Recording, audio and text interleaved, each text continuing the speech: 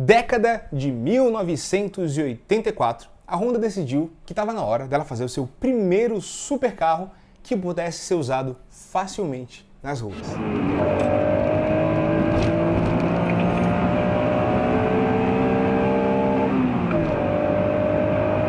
Fala galera que acompanha o AutoRPM, eu espero que esteja tudo ótimo por aí com vocês. Sejam bem-vindos a mais uma história automotiva que a gente está gravando aqui no espaço AutoRPM dentro da Made for Street. Para quem não sabe, a Made for Street está na Rua Zélia, número 161, aqui em São Bernardo do Campo, entre a rodovia Anchieta e a Imigrantes.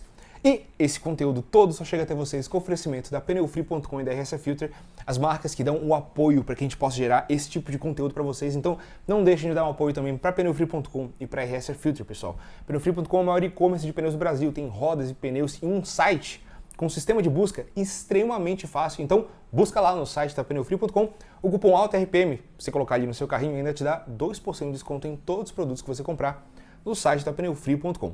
E no caso da RS Filter, pessoal, o cupom ARPM10 dá 10% de desconto. A RS Filter é uma marca nacional de filtro de ar esportivo, produz tudo aqui no Brasil. Então vamos valorizar nossas empresas.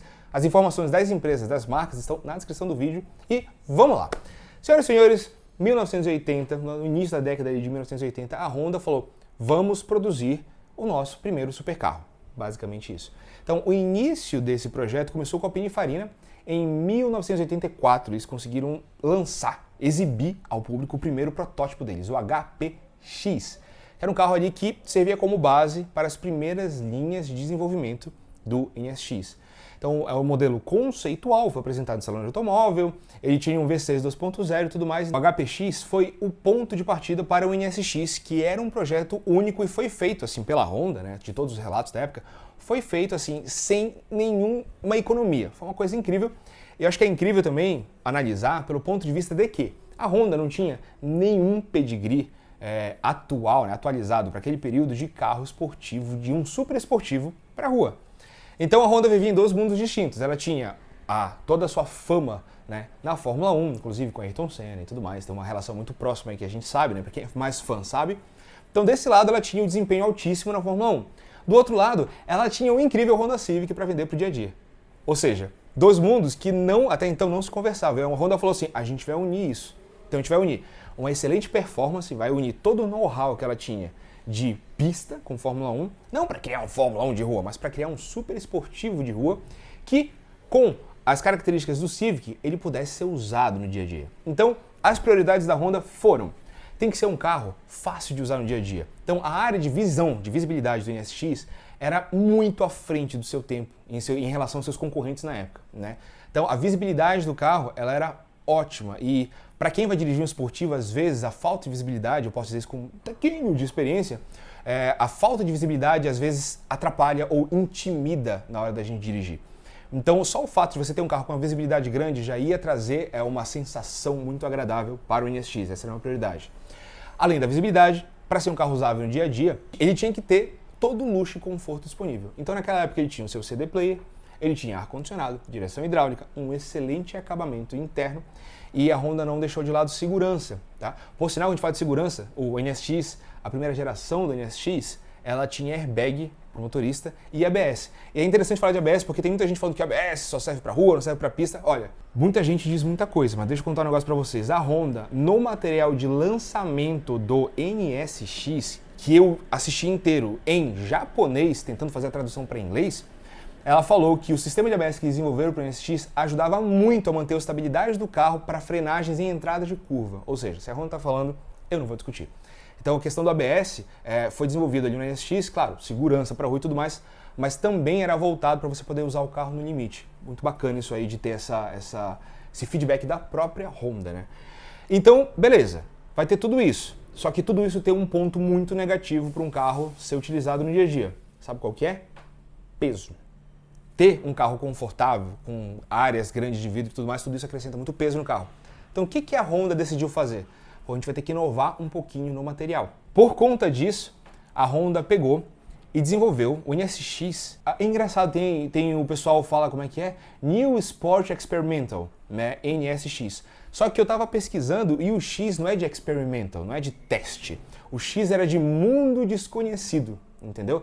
Então era uma coisa completamente nova. Enfim, para poder oferecer um carro que tivesse um bom rendimento, além de conforto, ele tinha que ser leve. Isso a Honda já sabia das pistas. Ele tinha que ter a carroceria leve, centro de gravidade baixo, uma suspensão leve. Muita gente não pensa nisso, mas uma suspensão leve permite, com menos massa suspensa ou não suspensa, permite ela trabalhar com mais agilidade, ou seja, manter o carro mais estável. Então, pessoal, ela desenvolveu, o NSX foi o primeiro carro a ser produzido em larga escala com o monobloco dele inteiro de alumínio. O primeiro carro na história a produzir o monobloco inteiro de alumínio. O subchassi da suspensão também era de alumínio. As rodas, que por sinal eram aro 15 na dianteira e 16 na traseira, eram de alumínio.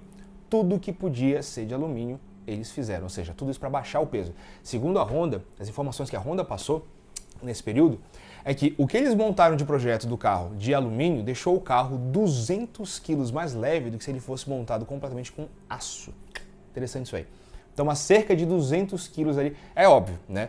Você está falando de montar um carro confortável para o dia a dia, tem um custo. Um carro com tecnologias novas, como... eu falei do ABS, mas não falei do controle de tração. O Honda NSX tinha controle de tração, não era de estabilidade, o da primeira geração, né?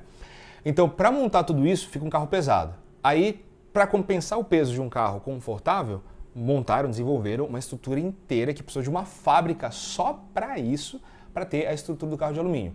Isso jogava o preço do projeto lá para cima. Até quando a gente fala da suspensão, voltando um pouquinho, a suspensão do NSX nos 4 cantos era double wishbone em inglês, ou duplo A. Então eram 2 triângulos ali, um em cima do outro, né, com a parte do amortecedor em mola. E essa geometria, esse trabalho de suspensão permite com que a roda ela entre, né, ela se afunde para absorver, digamos assim. Tem esse trabalho de sobe e desce, de vibrações, zebra, buracos e tudo mais para cima e para baixo. Só que com esse layout, com esse desempenho, você tinha uma mudança de geometria muito menor, ou seja, mais precisão na tocada, entendeu? Então, só por aí vocês já vão vendo como esse carro foi surreal na época. E foi mesmo. E é um carro que, particularmente, eu acho um dos projetos mais legais da história. Não é por causa do projeto inicial, é por como a Honda tocou o projeto do NSX até o fim da sua vida em 2005. Chegou nessa parte do motor, a Honda ela deu alguns passos para alguns lados. Então, ela podia usar um motor V6 biturbo para ter uma potência alta, só que, segundo os relatos da própria Honda, naquela época eles não teriam V6 biturbo com uma entrega de potência linear como eles gostariam. E partir para o motor V8 acrescentaria muito peso no projeto. Então, para isso, a Honda desenvolveu o motor C30A.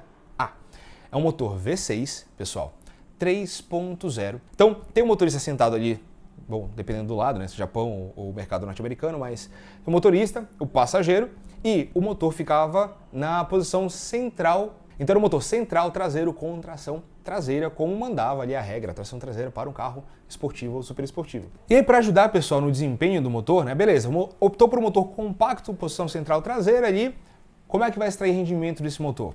Primeiro passo foi que o C30A foi o primeiro motor a ser vendido em larga escala com bielinhas ou bieletas, mentira pessoal, com bielas de titânio, material extremamente leve.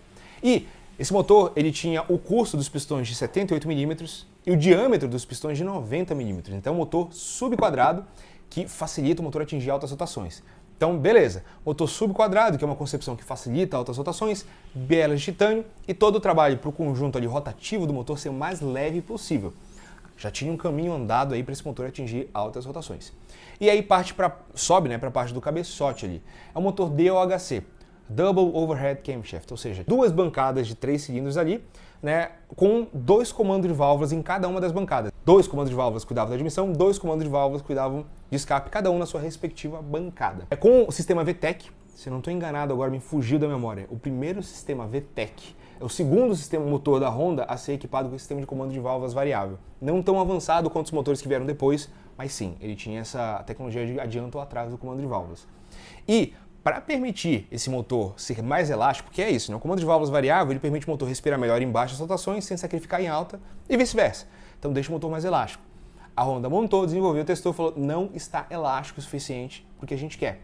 Então, para melhorar a elasticidade, quando a gente fala essa elasticidade do motor, é ele ter força em baixa, média e alta rotação. Né? Quanto mais elástico ele é, mais forte ele é em todas as faixas de rotação. Eles desenvolveram um coletor de admissão variável. O coletor de admissão variável, dependendo de acordo com a rotação, eu acho que era 4.800 RPM, ele mudava, ele abriu válvulas ali no coletor de admissão para mudar o percurso do ar até ele entrar ali na válvula de admissão. Então, nesse caso, o coletor de admissão ele trabalha com frequências e ressonâncias ali, né? Então, via de regra, um coletor mais longo, pela frequência do ar, ele permite um enchimento melhor dos cilindros, né? Assim, o pistão abaixou ali, aspira mais misturar combustível em baixas rotações. E rotações mais altas, que tudo acontece freneticamente, um coletor mais curtinho, ele permite uma frequência, uma hora a válvula está aberta, o ar entra, depois a válvula fecha, mas o ar continua na inércia, né, que está entrando no motor. Então ele bate na válvula, volta, bate na válvula, volta até que a válvula se abre de novo. Então existe uma frequência, uma ressonância dentro do coletor de admissão. Nesse caso, mudando o curso, o tamanho do coletor de admissão, você muda o rendimento do motor, tanto em baixa quanto em alta rotação. E assim nasceu o C30A, falando muito por cima, tá, pessoal?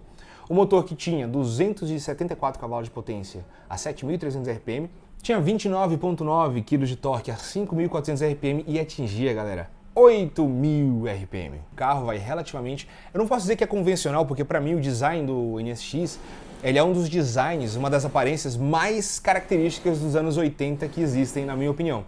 Tem a NSX, tem a Ferrari Testarossa, que enfim, Testarossa, né? Testarossa vão me matar, né? Testarossa. Que também tem aquele design mais quadradão, mas pra mim aquele farol traseiro do NSX ali, grandão, era uma coisa incrível. E uma coisa, é claro, que mexe com a cabeça de muita gente até hoje. A primeira geração do NSX, até o facelift do carro que aconteceu em 2002, ele tinha faróis escamoteáveis ali, o pop-up headlights. Tipo Miatinha e tudo mais, o farol era um destaque, tipo, era um charme do carro. Beleza, freio de 282 mm na dianteira com disco de 282, pinças de 2 pistões em cada lado, um projeto super avançado, galera. E antes de colocar esse carro em produção, 1989, né, porque o carro entrou em produção em 90, Honda foi pro autódromo de Suzuka no Japão, com 3 pilotos, Nakajima foi um deles, o outro acho que era da Indy, e ninguém menos que Ayrton Senna. 1日目ミッドシップスポーツ NSX に乗り込むセナ NSX の走りとセナのドライビングを同時に見ることができる最高の瞬間だ。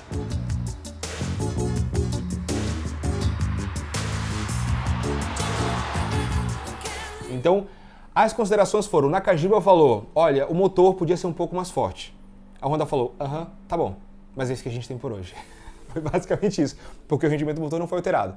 Aí o Senna virou e falou assim, pessoal, tem um pequeno negócio aqui que eu notei, eu acho que o carro ele é muito molenga, muito flexível, a estrutura do carro não parece tão rígida. E a estrutura, é claro, tudo tem que conversar, caixa de direção com a estrutura do carro rígida que case com a caixa de direção, e tudo isso precisa conversar com a suspensão. Então uma relação muito forte ali. E o Senna falou, se essa estrutura desse carro for mais rígida, você vai ter uma capacidade de contornar curvas e apontar para as curvas muito melhor, aproveitar a distribuição de peso do carro. E a Honda falou, boa, vamos trabalhar nisso aí. Então, eles voltaram e fizeram mais uma série de testes de reforços estruturais no carro, para que ele pudesse ficar mais firme, né, mais rígido, como o Senna tinha apontado. Quando eles começaram a ter as versões com os aprimoramentos de pontos de solda, de reforços estruturais e tudo mais, eles foram para Nürburgring, Nordschleife, na Alemanha, que é considerado, né, o Inferno Verde, uma das pistas mais difíceis do mundo, são 215 curvas no total, elevação de 0 até 300 metros, enfim, é uma pista muito difícil e muito legal também. Beleza, foram para lá, testaram e colocaram o NSX em produção. Então o carro foi um estouro de avaliações. Todas as empresas, todas as revistas, mídias que testaram o carro falaram que o carro era uma coisa incrível. Câmbio manual de 5 marchas, conforto e muito desempenho. Mas para a Honda isso não era suficiente. Então ela começou a desenvolver e a testar a versão que é a versão mais querida da história do NSX, que é o NSX-R ou NSX Type R, que era o modelo de corrida, racing, né? Type R de racing. Voltado para a galera de track day, para a galera que queria performance, que queria o compromisso com a performance e nada mais, senhoras e senhores.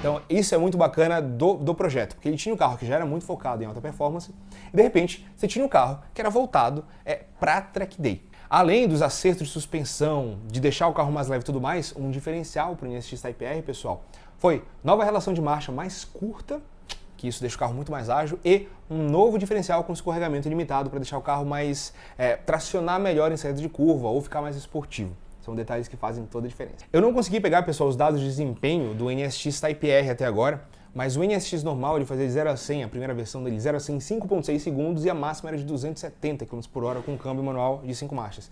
Teve a versão com câmbio automático de 4 marchas, o motor era mais fraco, então a gente não precisa nem falar dessa versão porque ela não era de entusiastas, ela era do pessoal que queria ter o carro porque o carro era bonito, né? Então o manual era muito mais voltado para quem gostava de alta performance. O que o Type R tinha em comparação ao NSX original? Tudo. Basicamente tudo. Ele tinha novos reforços estruturais para ficar ainda mais rígido. Ele tinha a suspensão com diferente geometria e com cargas de mola e com cargas de amortecedor. Ao invés do pneu da roda 15 na frente e 16 na traseira, o NSX tinha a roda 16 na dianteira e 17 na traseira. O motor era o mesmo, continuava com o C30A, com os mesmos 274 cavalos de potência, e beleza, tudo certinho. Aí eles tiraram todo o forro de isolamento acústico, tiraram o ar-condicionado, tiraram o sistema de som, colocaram os bancos, os bancos do NSX Type R eram de Kevlar, da Recaro, muito mais leves. Enfim, o carro, o NSX Type R, ele era 120 kg mais leve do que o NSX normal. Então, o NSX normal tinha 1.350 kg e o NSX Type R tinha 1.230 kg. Se a gente pegar uma calculadora rápida aqui, só fazer um cálculo para vocês, a gente está falando de um carro com uma relação peso-potência, senhoras e senhores, deixa eu ver aqui, cadê a calculadora? A gente tem aqui 1.230 kg dividido por 274 cavalos. Pessoal, 4,48 kg por cavalo. É muita coisa. Não foi à toa, pessoal, porque assim, pensa, o projeto tinha suas limitações em comparação aos grandes japoneses ali, carros japoneses. Lancer Evolution, Subaru WRX STI, Mazda RX-7, Nissan Skyline, por aí vai. O mercado japonês aí não era fácil, de desempenho. Mas, mesmo sem ter sobrealimentação e mesmo sem ter tração integral, o NSX conseguia andar basicamente de igual para igual com todos os seus concorrentes japoneses ali. Ou seja, sem ter aquele torque bruto de turbo, sem ter a capacidade de tração de um carro com tração integral na saída de curva, o NSX batia. Todo mundo andava de igual para igual, com todo mundo com acertos finos. Essa é a parte que é surpreendente desse carro. Oi, NSX と土屋 GTR バカ野郎なめんなよ最終コーナーで一気にインを刺すか土屋 GTR がいったしかし立ち上がり NSX が GTR を抑えた順位は以上の通り GTO は入りながら4区の Então o NSX Type R, ele foi assim, um carro de muito sucesso em termos de marketing, Foram só 483 unidades do NSX Type R que foram produzidas, dessa versão sem facelift ainda. Em 97 veio uma das principais inovações, uma das principais melhorias do NSX. Saiu de ser no motor C30A e entrou em ser no motor C32B, que era um V6, também 24 válvulas, ou seja, 4 válvulas por cilindro, DOHC com VTEC, comando de admissão variável. A diferença dele estava no deslocamento do motor, a principal diferença. É engraçado ver o trabalho que a Honda teve para ganhar 200 centímetros cúbicos dentro do motor. Por quê? O curso do pistão era o mesmo, de 78 milímetros, mas o diâmetro do pistão mudou de 90 milímetros para 93 milímetros. Então, um pouquinho maior, isso acabou afinando as paredes entre os cilindros. O que a Honda fez? O FRM, se eu não estou enganado, é Fiber Reinforced Metal. Então, é um metal feito com composto de fibra de carbono ali para poder tornar a parede dos cilindros muito mais resistente para o carro ser usado em todas as situações. Então, sensacional ver isso. Ganhou um sistema de escape ali de aço inox, bem mais leve e tudo mais para melhorar em peso. E com isso, esses aprimoramentos... esse aprimoramento também, eu já disse isso em outro vídeo da AutoRP, mas o pistão com diâmetro maior, ele tem uma enorme vantagem, que é permitir o uso de válvulas maiores. E nesse caso, agora eu me ferrei, porque eu esqueci o número exato, mas com esse pistão maior, a Honda começou a usar uma válvula, ela passou a usar uma válvula de dimensão 1 milímetro mais larga, em termos de diâmetro, ou seja, para o carro respirar melhor. Com esses aprimoramentos, o NSX, o dado oficial, é de que o carro tinha 294 cavalos de potência e 31 kg de torque.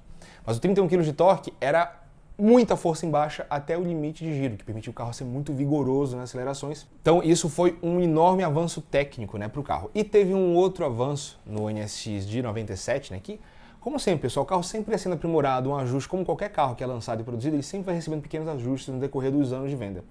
Outro detalhe que fez toda a diferença no NSX foi o câmbio. A Honda tirou o câmbio de 5 marchas e colocou um câmbio de 6 marchas com relações bem curtas, ou seja, o carro ficou muito mais ágil para aceleração e retomada com as relações de marchas mais curtas, né? Então isso fez toda a diferença no aprimoramento do carro e na experiência ao dirigir, pelo que conta, porque infelizmente eu nunca tive a oportunidade de dirigir um NSX. Os freios deixaram de ser de 282 mm dianteiros, os discos passaram para ser 298, ou seja, o carro ganhou em performance geral e dos relatos, né, de testes que fizeram, o 0 a 100 do carro passou entre as revistas, ao invés de 5.6, começou a ser entre 4.8 e 5.0, 0 a 100 do carro. Em 2002, pessoal, o NSX passou por um facelift e mais uma vez aprimoramentos. Aprimoramentos em relações de marcha, aprimoramentos de suspensão e ganhou esse design muito mais clean, digamos assim. Por sinal, eu ainda prefiro o design do 2002 do que a primeira versão com um farol escamoteável lá que sobe e desce. Mas é questão de gosto, né? O fato é que mecanicamente o carro continuou sendo aprimorado e tinha máxima até de 282 km por hora, mas o motor permanecia o mesmo, inalterado. E depois veio a versão em 2002 mesmo, Type R, né? Voltado também para perder peso, para ficar muito mais leve. O Type R de 2002 tinha acho que 1.250 kg, né? 20 kg mais pesado que o primeiro Type R, mas enfim, com muito mais aprimoramento, freios e por aí vai. E pessoal, as vendas do NSX elas foram sempre despencando com o tempo. Tanto que de 1990 até 2005, que foi quando ele parou de ser produzido, ele teve apenas cerca de 18 mil unidades produzidas, infelizmente. Então muito pouco. É um super carro que, tipo, o interessante, o NSX Type R, não lembro o número exato agora, mas ele virava, o 2002, ele virava em Nürburgring o mesmo tempo que uma Ferrari Moda 360 Challenger, com 100 cavalos a menos. Então a parte interessante do NSX foi o tempo que a Honda desenvolveu o carro, investiu para desenvolver o carro e continuou desenvolvendo para deixar o carro perfeito para o uso dele e deixando ele cada vez mais refinado. Essa é a graça, esse é o encanto do NSX, mantendo o motor pequeno. Pistas travadas, o NSX de 2002, a versão 2002 Type R, andava de igual para igual com tudo quanto era carro na época. Tem diversos vídeos do Best Motoring que eu assisti para pegar referência e tudo mais. O NSX andando com um BMW E46 M3 CSL, Ferrari 360 Modena, Lamborghini Gallardo e os seus principais concorrentes, Nissan GT-R e tudo mais, de igual para igual em pista travada. Então pensa, né, com uma tecnologia você fala, pô, mas é somente motor aspirado, mas é todo o entorno do carro que faz diferença, são todos os detalhes que fazem diferença. São essas coisas que deixam o NSX um dos carros, para mim, na minha humilde opinião, um dos carros mais sensacionais da história, sem a gente falar da versão 2016, que aí sim é a segunda geração do NSX, que vem no outro vídeo. Mas é isso aí, galera. Quero lembrar vocês, tudo que a gente faz aqui só acontece por conta do backfire e do motor V8 que estão tentando ligar ali. Mentira, o backfire foi só para assustar a gente. Mas tudo que acontece aqui só acontece com o apoio da pneufrio.com e da RS Filter. É por conta deles que a gente traz esse conteúdo para vocês, então não se esqueçam de conferir todas as informações da pneufrio.com e da RS Filter na descrição do vídeo. Não esqueça de deixar seu like, não esqueça de se inscrever no canal, de ativar o sininho para receber as notificações toda vez que o vídeo não for ao ar. E é isso aí. A gente se encontra numa próxima. Tudo de bom para vocês, um forte abraço, valeu e até já!